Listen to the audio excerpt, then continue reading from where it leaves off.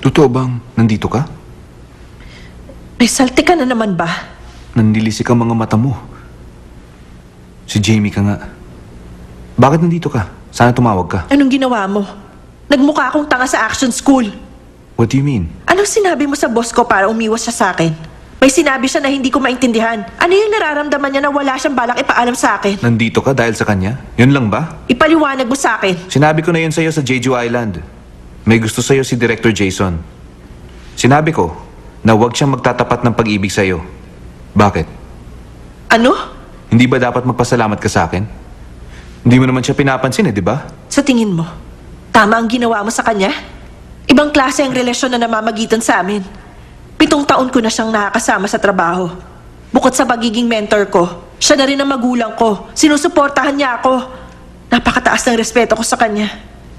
Yun ang klase ng relasyon na hindi mo pwedeng sirain at paglaruan. Hindi ko sinira ang relasyon nyo. Inilagay ko siya sa lugar niya. May gusto siya sa'yo. May mali siya ang pagmamahal na nararamdaman niya para sa'yo, Jamie. Huwag mong sabihin sa akin na hindi mo talaga alam. O baka naman, nagkukunwari ka lang na hindi mo alam. Okay. Kung totoo ang sinabi mo na may gusto si Direk Jason sa akin, problema ko yun, hindi ka dapat nakailam. Kami lang ang dapat umayos sa bagay na yon.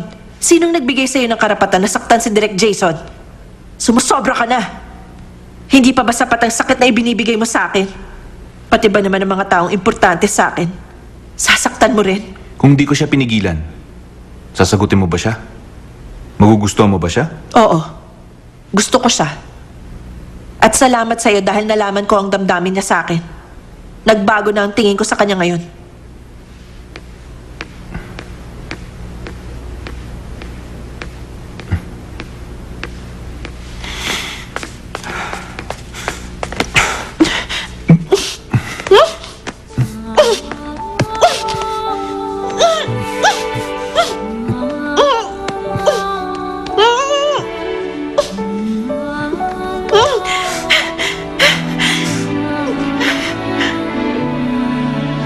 May karapatan ako, di ba?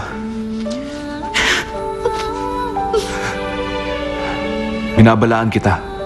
Huwag mo akong sasaktan ng dahil lang sa ibang lalaki. Huwag ka rin masasaktan para sa direktor mo. At huwag mo akong pupuntahan para pag-usapan ng ibang lalaki.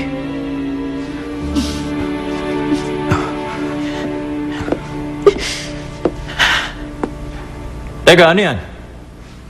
Nag-aaway kayo? Inaaway mo ba si Jamie? Matulog ka na. Bakit inaaway mo na naman siya? Ano bang kasalanan niya sa'yo, ha? Paano ka magugustuhan ng babae kung ganyan ka? Okay ka lang, Jamie? I'm sorry nga pala dahil bigla akong umalis kahapon. Huwag mo na isipin pa yon. Alam ko naman kung ano ang nangyari. Siguro ngayon, alam mo nang ang mga babae sa pamilya namin magaling magmaltrato ng tao. Ano bang sinabi sa'yo ni tita? Bakit ibinabalik mo ang tapos na? Para sa'yo, tapos na. Pero para sa iba, hindi pa. Si Jamie, pinatawag na mama mo, tapos lalaitin lang niya?